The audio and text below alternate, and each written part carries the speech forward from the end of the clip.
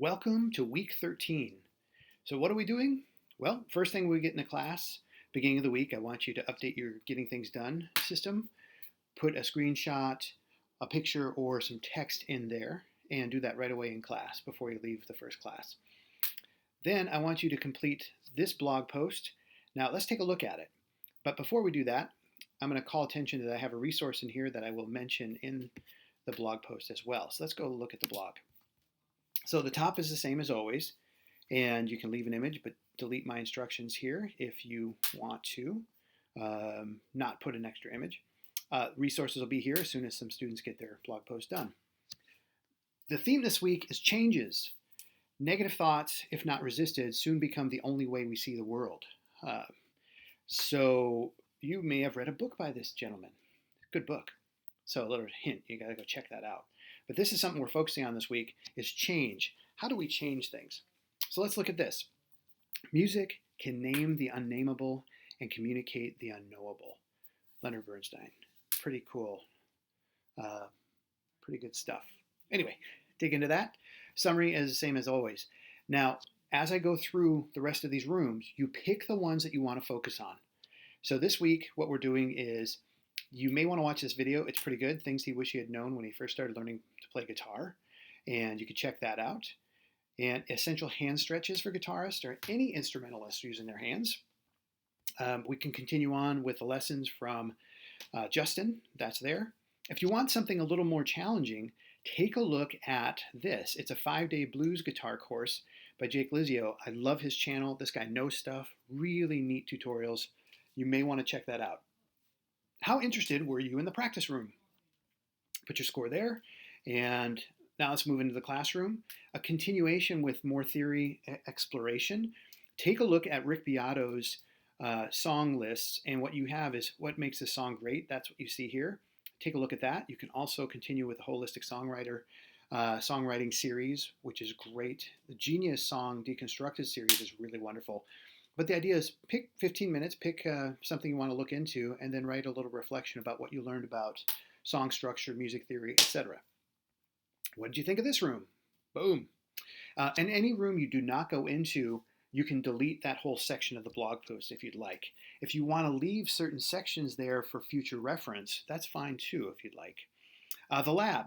Dig into some of the tutorials in the Learning Lab. There's lyric writing material in here. You may want to check this out. So 15 minutes, go in here, take a look at some of these resources that are inside the Learning Lab.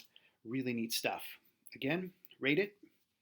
And let's move on now. Now, talking about creativity, productivity, and the brain, challenge automatic negative thoughts. This worksheet is really great, but also look at cognitive distortions. What that is when you look at this material, set a timer for 10 minutes and research it. There are over a dozen different cognitive distortions we all suffer from. Take a look at those. I think you're going to be really fascinated by it, plus the strategies on how to not suffer those distortions. Then go for a walk for 10 minutes, then come back in and write a reflection for 10 minutes. And sorry, my fire's burning in the background here. I've got a little fireplace and the logs are popping. That's the sound in the background. What'd you think of this room? There you go. The studio. Ooh. So it's similar to last week where I have songwriting material from Holistic Songwriting, and you can dig into these things and take a look. There's a lot of different resources. So each week you can continue on is essentially what I'm saying. And so if you liked last week, pick up where you left off, keep going, rate it, yay. Control room, similar. I have some new resources in here for Soundtrap, some mixing and effects. You can take a look at these. Take a look at the classroom. What he does on this project is he recreates a Chainsmokers song. That's really cool. And so you may want to dig into this and learn some more techniques on how to use Soundtrap for a higher level production. The studio, again, up here is more for creativity, creating things, and then the control room is more for the production audio engineering components. See if you like that, and give that a rating, and so on and so forth.